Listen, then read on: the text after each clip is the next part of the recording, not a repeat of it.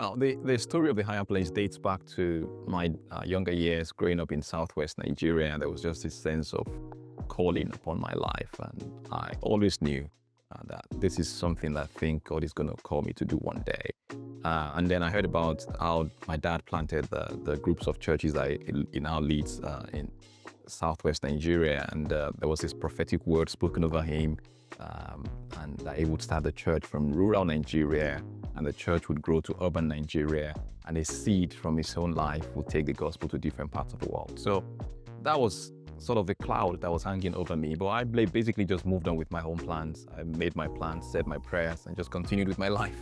And the dream really for me was to work with the United Nations, and that dream led me to the United Kingdom in 2011, where I came to do a master's degree, and everything was on the right track for that vision to be actualized. But then in 2014, 2015, God interrupted that plan, and started feeling a deeper nudge, and a deeper calling, deeper love for this nation, and felt like God was saying, you're going to do something here, you're going to plant now.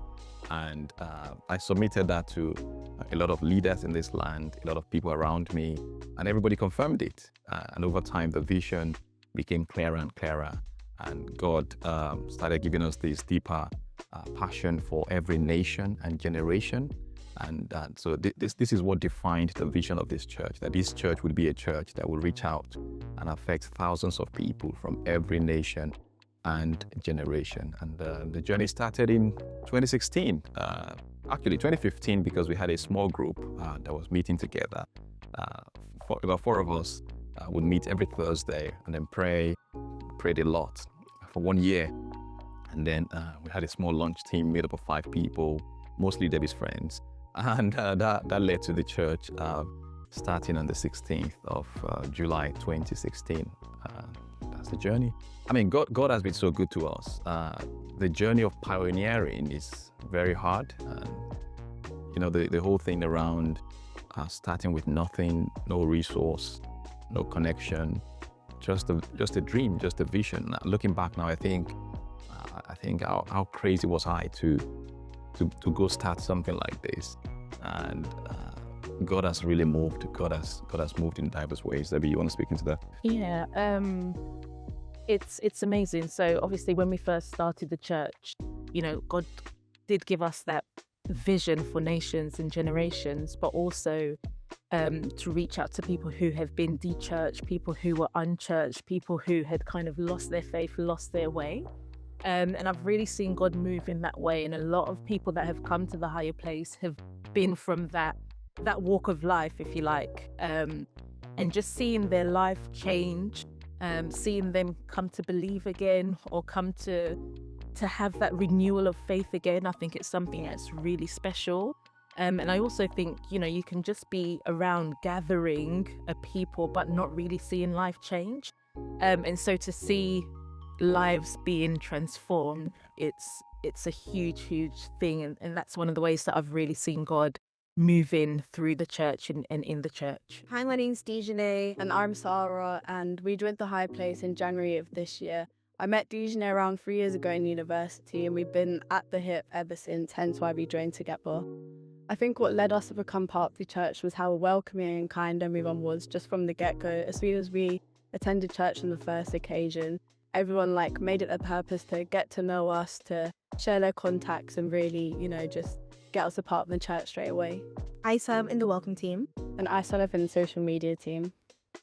My favorite thing about the Higher Place Church is that it's very, very welcoming to everyone. They care about you. They'll go out their way to reach out to you. It's a very tight community, which is what I love. There's many generations as well, and it's just a wonderful church. Yeah, my reasonings are kind of the same as Dijane. I just love how it's almost like a close-knit family. I don't think that will ever change, even if the church, God willing, does grow in numbers. I think everyone, like the pastors and all the members, we make it their purpose to really get to know everyone. And yeah, it was just really welcoming and very kind, and they have been from the first instant. How the church has impacted my relationship with God is that it's definitely made me closer. I'm trying to deep dive into my word. I did before joining Higher Place Church. I did drift away a little bit from the church, but it definitely brought me back. in terms of my confidence. There's so many leaders in the church, pastors in the church, that are definitely there to help you if you've got any questions. So that's what I would say. Since joining the church, I've been able to get baptized as well and, declare my faith publicly. And it's really held me accountable as well. I love that everyone in church does hold you accountable, and it's allowed me to sort of grow into that continuous relationship, God willing, and become more prayerful. That's something that's really evident in the church. I would say my most memorable moment would be Sarah actually getting baptized. It was definitely lovely to see. It's been a journey for all of us, but especially for her, and to finally declare her faith and to declare, her, coming into Christ, being stronger with Christ, is wonderful to see. I think my most memorable moment was Ferez's salvation story. I found it really touching just to hear from somebody that has grown up around Christianity. Both his parents were Christians, but to still, have those questions and then just see that transformation and see and just on fire for God now. And it's just very touching. You got to see that raw emotion. It's easy to kind of mistake a lot of the activity, a lot of the preparation for preaching for a relationship with God, but it's not. And so I've really learned to just hold on to God a lot more closely, a lot tightly than anything. So yeah, that's pretty much how I've learned to develop or evolve my relationship with God over the years. Yeah, I think it's one thing to say I trust God.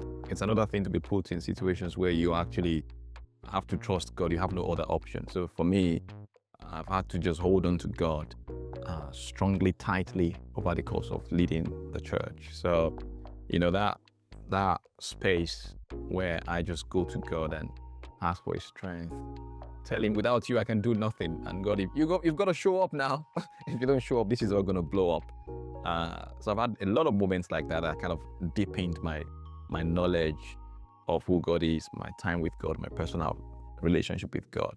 And like you said, there's a difference between preaching and having a relationship with God, or leading the church and having a relationship with God. So just making it clear what the two differences are, and making sure that my time with God is separate from the time of leading the church. So that's grown a lot. And I think the key word for us is trust and dependence on God for everything. So when we first started the church, my father-in-law gave a scripture from Isaiah 41:10 that talks about us. It says, "Do not be afraid, do not be discouraged. The Lord your God is with you and will be with you wherever you go."